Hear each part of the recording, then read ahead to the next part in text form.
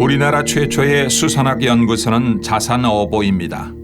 정약전 선생이 이곳 흑산도 인근에서 150여 종의 물고기를 관찰해서 남긴 기록이죠. 그만큼 흑산도 앞바다는 수산 자원이 풍부한 곳이었고 그때나 지금이나 첫 손가락으로 꼽는 것이 바로 홍어입니다.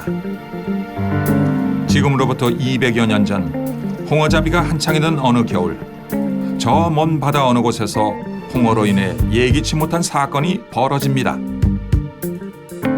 흑산도 내에서도요, 어업이 주로 발달했던 이제 마을들이 있는데 예를 들면 사리마을 같은 데가 대표적인 그런 사례가 되겠습니다. 그 정약전이 유발 생활을 했던.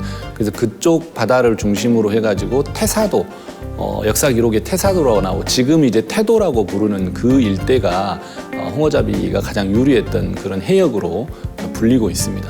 홍어를 이제 사료에서 보면 이제 분어라고도 많이 이야기를 하고 그래서 이제 가오리라고도 하는데 또 한자로 기록을 보면 그 넓은 바다를 의미하는 한자를 씁니다. 그래서 큰 바다, 그래서 큰 바다에서 주로 잡히는 물고기다라고 하는 그런 의미도 우리가 추정을 해볼 수 있는데 흑산도 내에서도 큰 바다에 해당되는 태사도에서 홍도로 연결되는 그런 먼 바다를 지칭한 것으로 그렇게 볼 수 있겠습니다.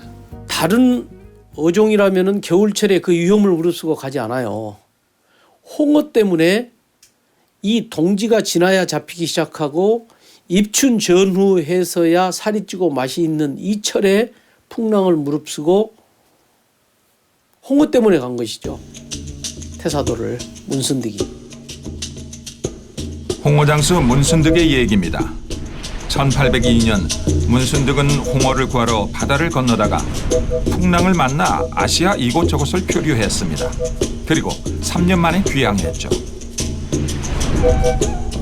마침 이웃에서 유배 생활을 하던 정약전을 통해 기록으로 남긴 책이 바로 표해씨말. 무의도의 주민이었던 문순득이라는 사람이 이 사람이 직업이 홍어를 흑산도에서 구해다가 육지에 내다 파는 것이 그 사람의 직업이었어요. 그래서 이 사람은 1년 내내 배를 타고 다니면서 흑산도나 태도 같은 데 가가지고 홍어를 구해다가 육지에 나가서 섬 사람들에게 필요한 물품을 구해서 공급하는 그래서 자기의 어떤 생계를 유지하는 중간 무역 이런 것들을 했는데 그게 이제 1800년대 기록이 나오니까 적어도 그 조선 후기 때는 그런 것들이 굉장히 활성화되어 있는 상태였다라고 하는 걸 알 수 있습니다. 정약전 선생이 유배 시절에 자산어보라고 하는 물고기 백과사 사전을 쓰면서 한자식 표현과 우리나라 그 신안 사람들, 흑산도 사람들이 썼던 방언식 표현을 기록으로 남겨놨어요. 그게 굉장히 훌륭한 점인데 그때는 방언이긴 하지만 한자로 표현을 해놨습니다.